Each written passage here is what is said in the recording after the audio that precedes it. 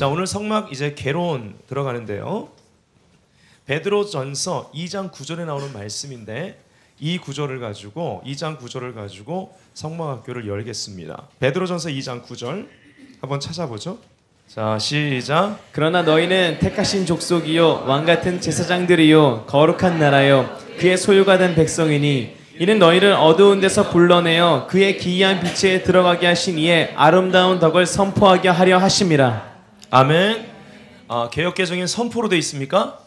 예, 사실 개역 한글들은 안 것 같아요. 선전하려 했다고 개역 한글에 돼 있습니다.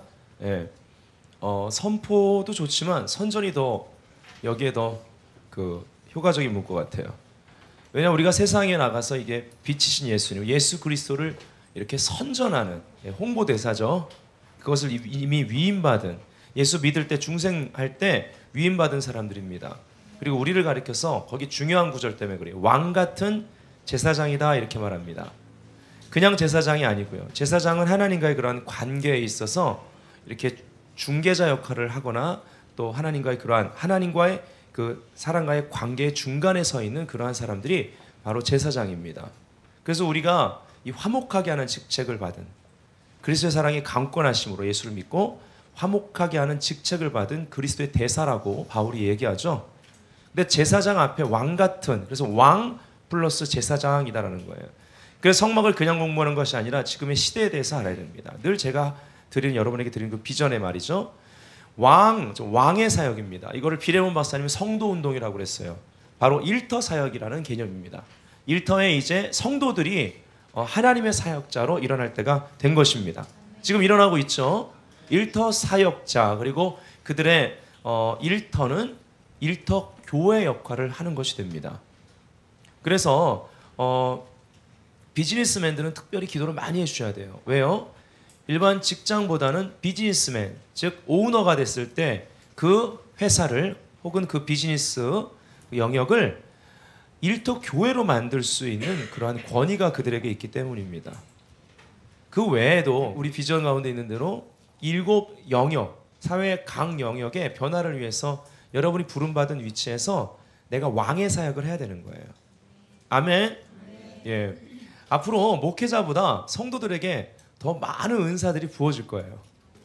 그래서 저 같은 목회자들이 이제 정말 많이 공부하고 정말 하나님 앞에 준비되어지고 더 훈련되어지고 또 권능을 가지고 있어야 돼요.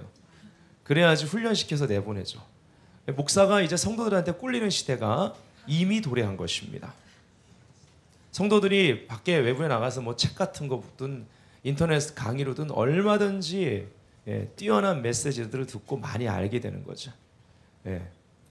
그래서 뭐 더 알려고 목사가 발버둥 치는 게 아니라, 그럴 것 같았으면 제가 여러분들에게 책 추천 같은 것도 안 해요. 저 혼자 다 보고 거기서 설교 다 따지. 목사가 더 여러분에게 또 먹이려면 또 계시적인 능력이 강해야 되잖아요. 같은 책을 봐도 목사가 받는 주님으로부터 받는 게 달라야지 뭘 은혜를 나눌 수 있을 거 아니에요. 새로운 하나님의 역사를 제시하고. 근데 어쨌든 간에 지금 성도운동, 이것이 아주 심상치 않은 하나님의 마지막 때 무브먼트고, 이건 초대교회 때 실질적으로 마켓플레이스에서 90% 이상의 기적이 일어나 하나님의 말씀, 복음을 확증했던 것과 같이, 예수가 메시아인 것을 나타냈던 것과 같이 지금 우리의 마켓플레이스, 삶 가운데 이러한 일들이 일어나고 있는 걸 바라봅니다. 사실은 이러한 성도운동의 때에 일터사역이 대두되면서 사실 우리 청년들의 갈등이 많긴 합니다. 특별히 굉장히 강력한 이세벨령이 붙잡고 있는 이런 미디어 영역이나 아트 영역 같은 경우는 아직도 성상납이 존재하고, 그리고 아직도 어둠의 역사에 대해서 만몬, 그러한 돈이 우상이 되어 있기 때문에, 또 명예와 돈, 그것 때문에 많은 이들이 타협하지 않으면 그 산 정상의 리더십의 자리에 못 올라가는 것도 사실입니다.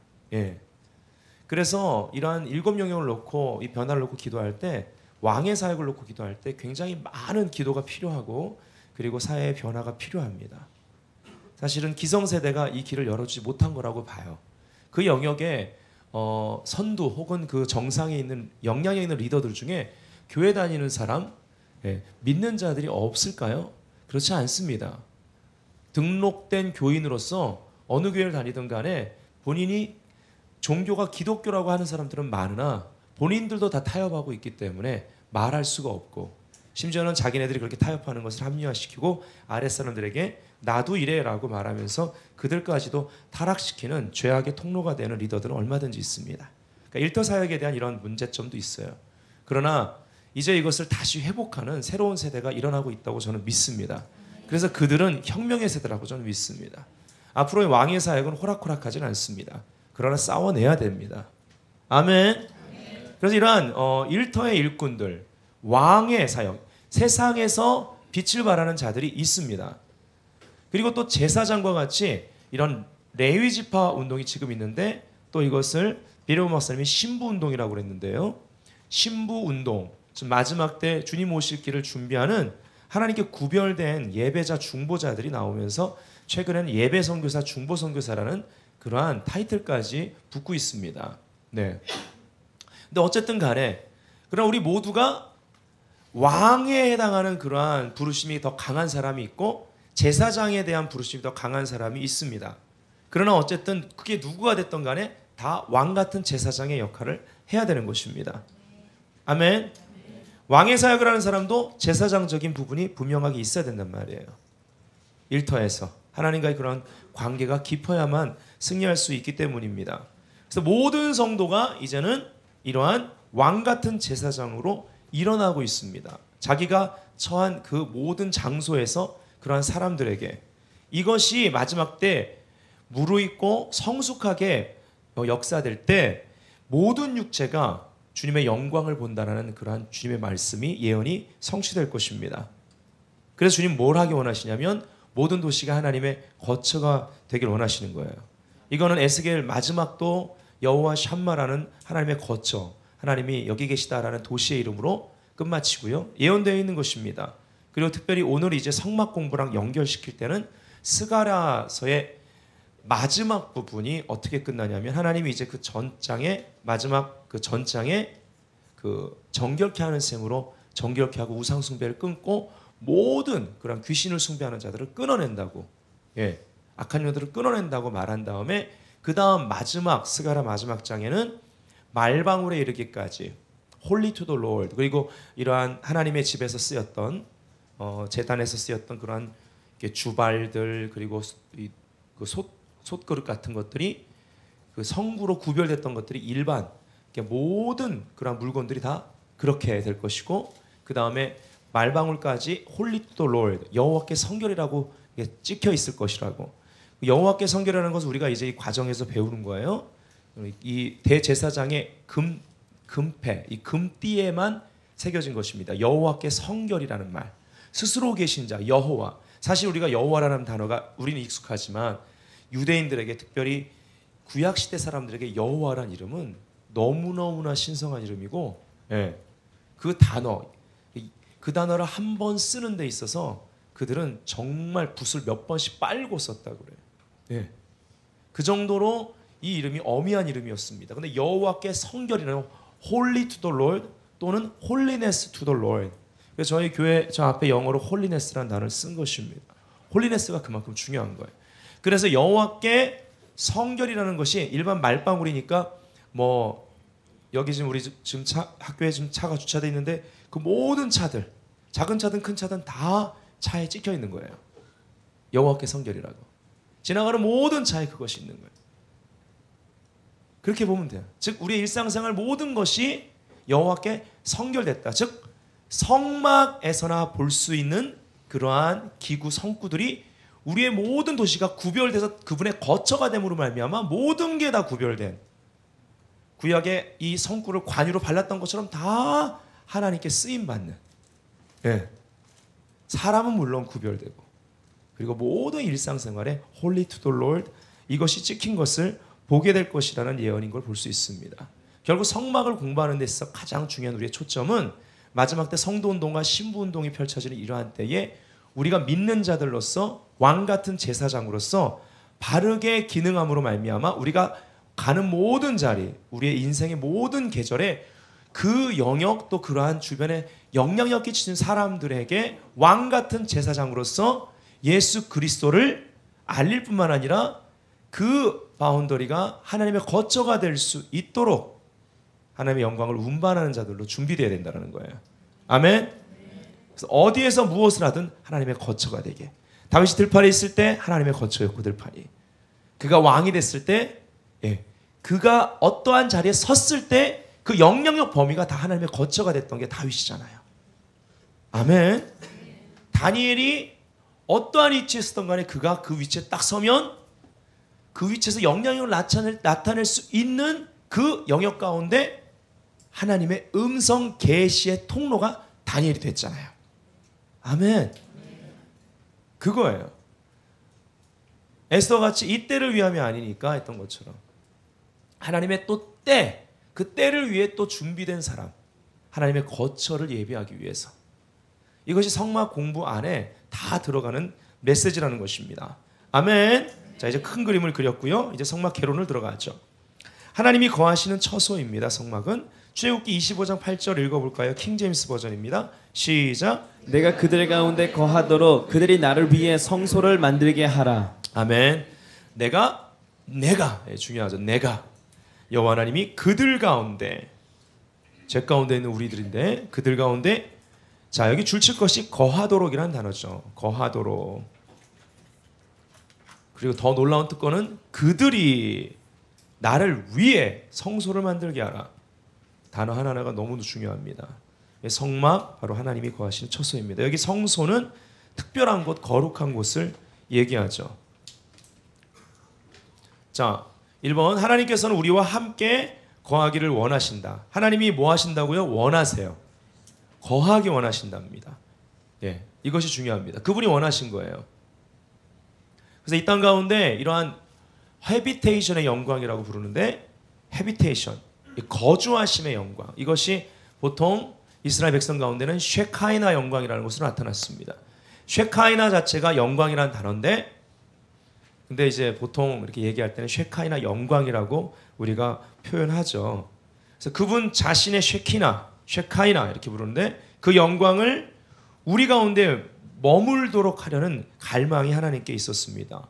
그래서 성막은요, 하나님의 마음 안에 갈망으로부터 시작된, 바로 하나님 자신으로부터 시작된 일이고, 그리고 모형이라는 것을 볼 수 있어요.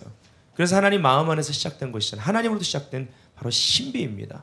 그것이 이 땅에 풀어지는데 치수까지, 색깔까지, 모양까지 모두를 모세에게 다 가르쳐 주셔서 이 백성들이 이것을 만들 수 있도록 허락하셨다라는 것이죠.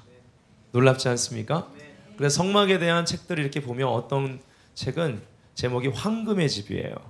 그만큼 금은 영광을 나타내거든요. 하나님의 거처에 대한 표현인 것을 볼 수 있습니다. 주님의 마음으로부터 나온 청사진을 모세가 받아서 지혜의 영 안에서, 지혜가 집을 짓는다는 말이 저기 잠언서에 있잖아요. 지혜의 영 안에서 백성들이 그것을 지어나갔던 것을 볼 수가 있습니다. 2번, 하나님께서는 자신을 위한 이 거룩하며 특별한 장소를 마련하는 일을 우리에게 맡기셨다. 아멘. 놀랍죠. 그리고 사실 우리 자신이 하나님의 성전이라고 신약에서는 얘기하는 것을 볼 수 있습니다. 그래서 성막은요, 하나님이 거하시는 장소고요, 그 다음에 하나님이 인간과 만나는 장소고요, 그 다음에 하나님 자신을 계시하시는 장소입니다. 자, 오늘 이제 개론하는 데 있어서 A번, 왜 성막을 공부해야 하는가? 왜 공부해야 되는가? 1번, 하나님께서는 성경에 약 50여 장에 걸쳐서 성막에 대해 말씀하셨습니다. 출애굽기에 13장이나 들여서 말씀하시고요, 레위기에 18장, 그리고 민수기 13장. 그래서 여러분 레위 같은 거 읽으면 또 출애굽기에서는 이 13장에 해당하는 부분 읽을 때 읽으면서 조시는 거예요. 재미가 없어서. 저희 성도들은 의미를 아니까 안 조시리라 믿습니다. 왜냐면 의미 하나하나가 기가 막히거든요. 사실은 왜 조느냐? 이해가 안 돼서 조는 것입니다. 성막에 대한 지식이 없기 때문에. 그러나 이 성막에 대한 지식을 공부하면 뭐가 좋으냐면, 여러분 성경을 읽을 때 하나하나 하나님이 이걸 섬세하게 이런 의미로 말씀해 주셨다는 게 너무 고마운 거예요.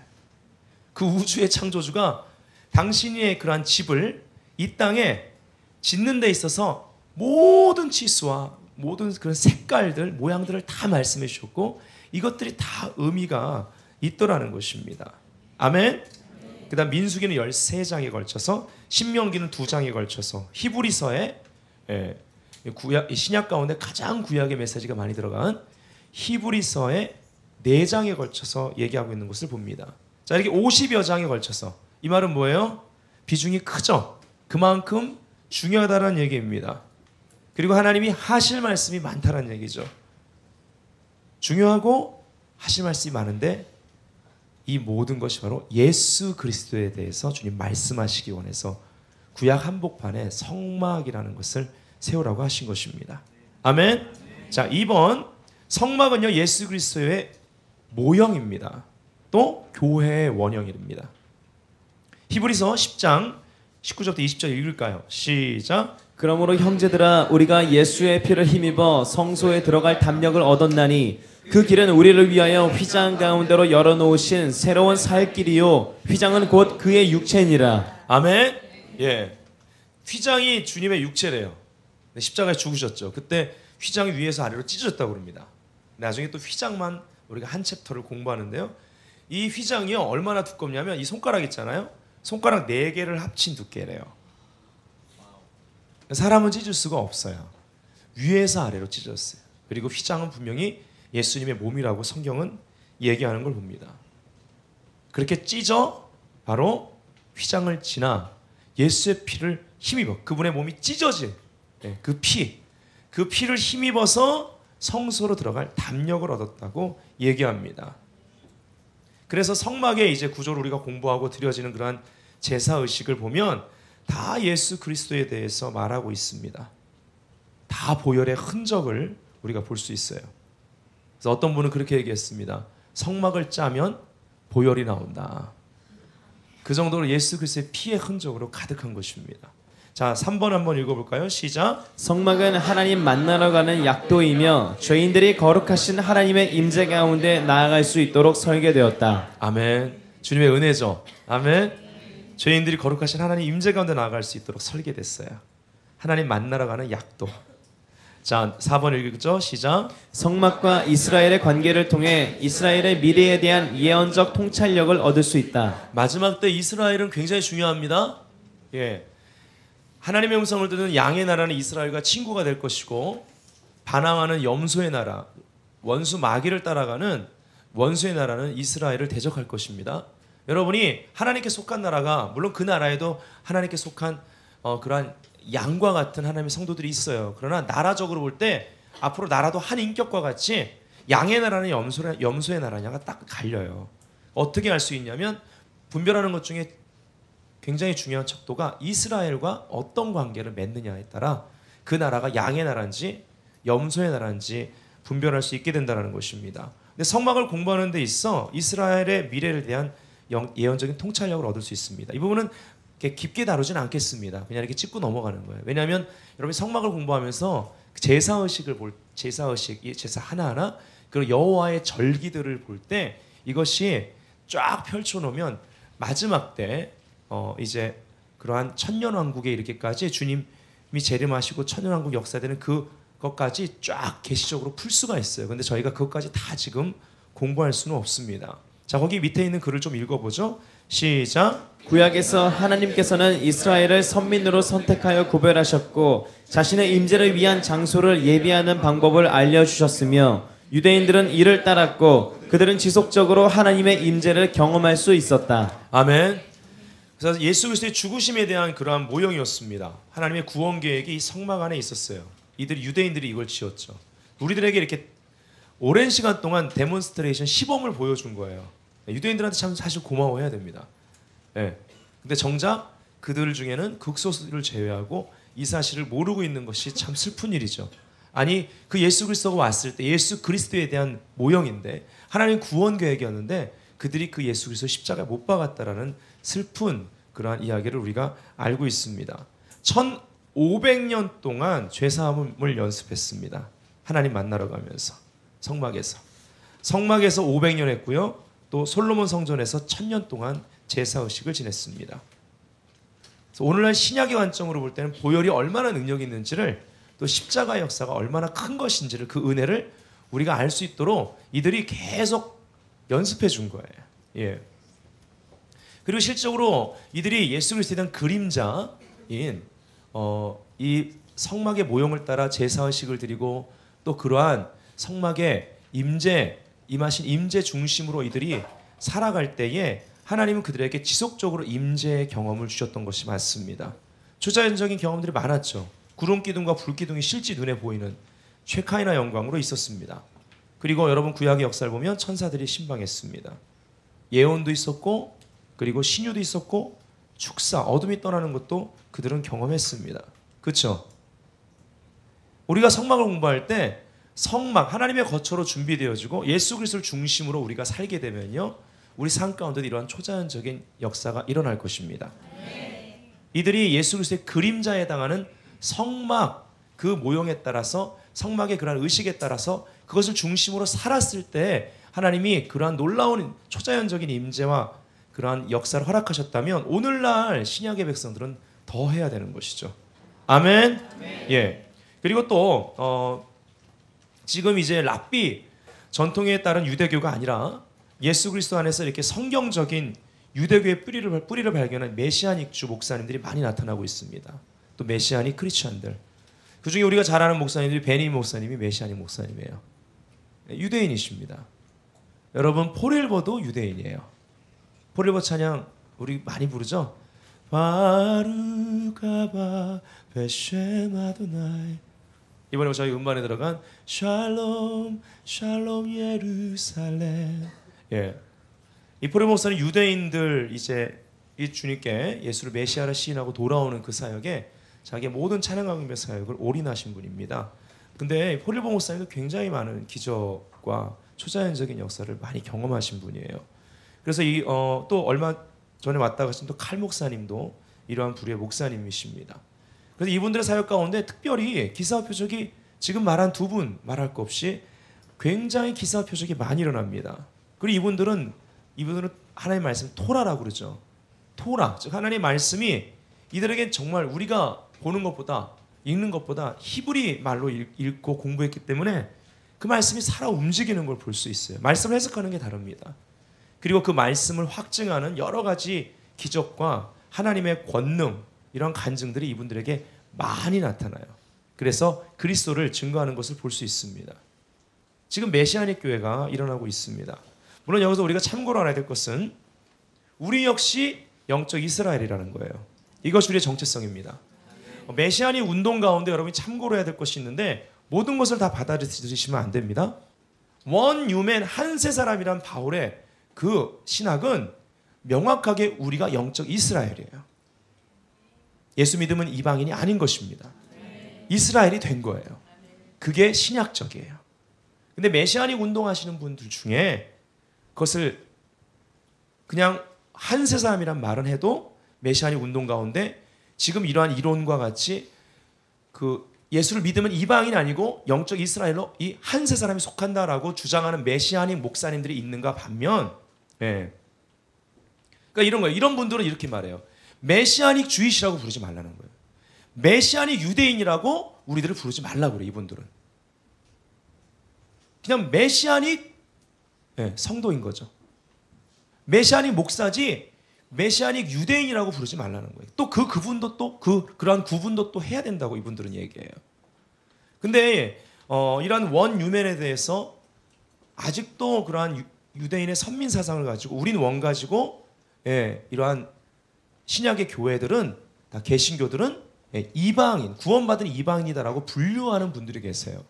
근데 그것은 어떤 면에서 신약적 관점에서 같은 것 같지만, 예, 어떻게 보면 옳지 않은 관점이 분명합니다. 그래서 메시아닉 운동에 대해서 연구하시는 분들은 이 부분은 정확히 하시는 게 좋습니다. 그거에 따라서 이렇게 사역자들이 나뉘는 것을 보고 파가 나뉘는 것을 볼 수 있다는 것이죠. 참고하십시오. 자, B번 성막의 이제 명칭을 보겠습니다. 성막을 몇 가지 성경에 나와 있는 성막을 가리키는 명칭들이 있어요. 다 의미가 있습니다. 첫 번째 성소입니다. 이것은 미크라시라고 해요. 성소는 거룩한 장소, 그냥 성소란 단어대로. 거기 있는 출애굽기 25장 8절 한번 볼까요? 밑에 읽겠습니다. 시작. 성소에 나오지 말며, 거기 없군요. 여기 보면 성소에 나오지 말며 그 하나님의 성소를 더럽히지 말라라고 말하고 있습니다. 그래서 여기 성소란 단어가 성경에 나와요. 미크라시. 그 다음에 두 번째 장막이라는 표현이 있는데 이것은 히브리 말로 오헬입니다. 영어는 터버너클이 되겠죠. 가장 많이 쓰는 게 위에 성소 생추얼이랑 그 다음에 터버너클입니다. 거주하는 장소입니다. 장막이라는 의미 그대로. 여기서 옆에 있는 말씀들을 여러분이 참고하시면 거기에 나오는 것들이고요. 정착한다는 의미입니다. 정착한다. 장막이라는 것은. 요한복음 1장 14절 이제 성육신 사상이 나오는 우리 가운데 말씀이 육신인데 우리 가운데 거하시매라고 그러죠. 거하시매라는 단어가 장막을 치셨다라는 뜻입니다. 말씀이 육신이 되어 우리 가운데 장막을 치심에 이렇게 말하면 돼요. 이걸 더 확장된 의미로 하면 말씀이 육신이 되어 우리 가운데 성막이 되셨다라고도 볼 수 있는 것이죠. 출애굽기 25장 9절에는 물은 내가 네게 보이는 대로 장막의 식양과 이래서 이게 성막이 장막이라는 의미와 같이 쓰일 수 있다라는 것이죠. 그 기구의 식양을 따라 지을지니라 이렇게 말합니다. 세 번째 성막, 우리가 지금 공부하는 성막이라고 또 말합니다. dwelling, 미시칸이라고 그러죠. 하나님께서 죄인과 함께 거하신다는 의미가 있습니다. 그래서 출애굽기 26장 1절에 보면 너는 성막을 만들되라고 성막이라는 단어를 쓰고 있어요. 네 번째 회막입니다. 오엘 모테트라는 단어를 써요. tent of meeting 영어로는요. 그래서 금송아지 섬기고 나서 막 심판이 임할 때 모세가 선택한 방법이었습니다. 그 진 죄로 말미암아 막 엉망이 되어 있고 사람들만 심판이 임하고 너무나 막 소란스러운 그 진 바깥쪽에 만남의 장막이라고 하는 텐트 오브 미팅 회막을 둡니다. 그리고 하나님을 앙망하는 사람은 다 가게 했어요. 모세는 그렇게 하고 지도자로서 친구가 얼굴을 대면한 것 같이 하나님과 대화했다고 성경에 나옵니다. 출애굽기 33장 7절 내가 거기서 이스라엘 자손을 만나리니 내 영광을 인하여 회막이 거룩하게 될지라. 이건 출애굽기 29장 43절. 출애굽기 33장 7절에 모세가 항상 장막을 취하여 진 밖에 쳐서 진과 멀리 떠나게 하고 회막이라 이름하니 이것이 오헬 모테트 여호와를 앙망하는 자는 다 진 바깥 회막으로 나아가며 이럽니다. 여기에 누가 모세는 들어가는데 누가 남아서 계속 하나님의 얼굴을 구했죠? 여호수아입니다. 그래서 하나님은요 이러한 회막에서 하나님을 만난 자들을 쓰십니다. 아멘. 다섯 번째 증거막입니다. 증거막이라는 표현이 있어요. 미시칸 하세누투입니다. 텐트 오브 테스티머니. 그래서 하나님께서 죄인들에게 말씀하시는 장소라는 의미가 있습니다. 증거막은 말씀하시는 장소. 또 기타 성경 보면은 사사기 18장 31절에 성막을 하나님의 집이라고 표현했고요. 사무엘상 1장 7절에 여호와의 집이라고 표현했고요. 그리고 사무엘상 1장 9절에 여호와의 전이라고 표현했습니다. 왜 성경 구절을 우리가 다 옆에 적어놓고 확인하는 게 좋으냐? 여러분들이 나중에 누구를 가르칠 때도 마찬가지 여러분이 공부할 때도 성경에 나온 것이야 가르칠 수 있는 거예요. 정말 참된 교사는 항상 성경을 중심으로 하는 거예요. 성경에 나왔으면 믿어야 되는 것이고. 아멘. 자, 그 밑에 한 이동훈 목사님이 성막에 대해서 표현하신 거에 지금까지 성막의 명칭이 다 나옵니다. 한번 읽어보죠. 시작. 성막에서 이루어졌던 위대한 가능성들과 성격이 결국 누구로 말미암아 최종적으로 실현되고 완성되었습니까? 예수 그리스도입니다. 그리스도께서 우리와 함께 거하셨고 십자가에서 우리 죄를 용서해 주셨으며 우리를 만나 주셨습니다. 그리스도께서 우리와 함께 거하셨고 미시칸 옆에 써 있습니까? 그것까지 그냥 읽어주세요. 십자가에서 우리 죄를 용서해 주셨고 우리를 만나 주셨죠? 그러면 오헬 모테트 회막이죠. 아까 미시칸은 성막.